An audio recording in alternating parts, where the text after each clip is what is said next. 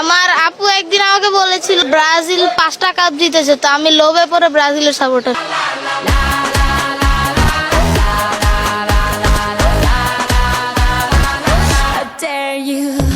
আর কিছুদিন পরে শুরু হতে যাচ্ছে ফিফা বিশ্বকাপ। কিন্তু দুঃখের বিষয় হচ্ছে, আপনারা কি এটা জানেন, ইতিমধ্যে বাংলাদেশে ফিফা বিশ্বকাপ না, বিশ্বযুদ্ধ শুরু হয়ে গেছে। কারণ বাংলাদেশ তো বিশ্বকাপ খেলে না, কিন্তু বাংলাদেশের জনগণ ঠিকই ফিফা বিশ্বকাপ আসলে একজন আরেকজনের সাথে বিশ্বযুদ্ধ শুরু করে দেয়। খবরের পাতা উল্টালে প্রায় দেখা যায় আর্জেন্টাইন এবং ব্রাজিলিয়ান সমর্থকরা একে অপরকে বিভিন্ন ধরনের বিরূপ মন্তব্য করে যাচ্ছেন। একে অপরের বিরুদ্ধে বিভিন্ন ধরনের অপতথ্য এবং উস্কানিমূলক ভিডিও এবং বিভিন্ন ধরনের কমেন্ট করে যাচ্ছেন। কিন্তু সাম্প্রতিক সময় সিলেট হবিগঞ্জে এমন একটা ঘটনা ঘটেছে যা সারা বাংলাদেশ তথা সারা বিশ্বে হাস্যরস সৃষ্টি করেছে। সিলেটের হবিগঞ্জে আর্জেন্টাইন এবং ব্রাজিলিয়ান সমর্থকদের মধ্যে মারাত্মক সংঘর্ষ সৃষ্টি হয়। এই সংঘর্ষের ফলে প্রায় শতাধিক লোক আহত হয় এবং চিকিৎসাধীন অবস্থায় আছে। এই ঘটনাকে একটি সংঘর্ষ বলে চালিয়ে দিলে ভুল হবে। আমার তো মনে হচ্ছে এটা একটা বিশ্বযুদ্ধ। কারণ হচ্ছে, তারা যদি বিশ্বযুদ্ধ না হতো তাহলে লাঠি সোটা বল্লভ নিয়ে তারা রেডি থাকতো না, একে অপরের উপর ঝাঁপিয়ে পড়তো না, সংঘর্ষে লিপ্ত হতো না। তারা বাংলাদেশি নাগরিক, বাংলাদেশের খেয়ে বাংলাদেশের পরে তারা অন্য একটি দেশের জন্য যুদ্ধ করতেছে, অন্য একটি দেশের জন্য নিঃস্বার্থভাবে তারা সংঘর্ষে জড়িয়ে পড়তেছে, জীবন দিতেছে, জীবনকে উৎসর্গ করতেছে। চিন্তা করছেন, বাংলাদেশ কখনো বিশ্বযুদ্ধ বা ফিফা বিশ্বকাপে কখনো অংশগ্রহণই করেনি। 2026 ফিফা বিশ্বকাপ বাংলাদেশ থেকে সরাসরি সম্প্রচার হচ্ছে না, কারণ বাংলাদেশের টিভি চ্যানেলগুলো ফিফা যে পরিমাণ অর্থ চেয়েছে তা প্রদান করতে পারে নাই।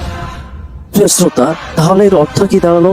না বাংলাদেশ বিশ্বকাপ খেলে, না বাংলাদেশ বিশ্বকাপ পরিচালনা করে, না বাংলাদেশ বিশ্বকাপ সরাসরি সম্প্রচার করতে পারে। যারা ব্রাজিল এবং আর্জেন্টিনার জন্য জীবন দিয়ে দিচ্ছে, একে অপরের সাথে সংঘর্ষ লিপ্ত হচ্ছে, তারা কি জানেন এই দুটি দেশ অবস্থিত ল্যাটিন আমেরিকায় এবং এই দুটি দেশ পাশাপাশি অবস্থিত। ব্রাজিল এবং আর্জেন্টিনা দুটি দেশই পাশাপাশি অবস্থিত এবং দুটি দেশই প্রতিবারে বিশ্বকাপ খেলে।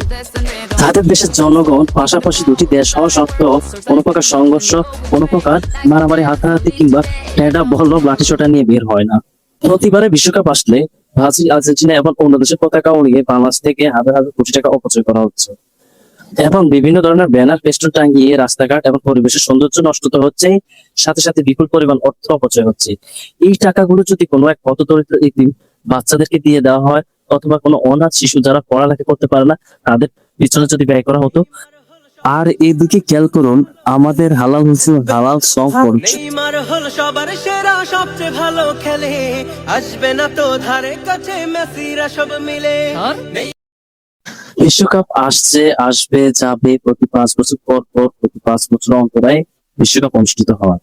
আপনার ব্যক্তিগত পছন্দ থাকতেই পারে, আপনি যে দলকে পছন্দ করুন, যে দেশকে ভালোবাসুন। সবার আগে বাংলাদেশ।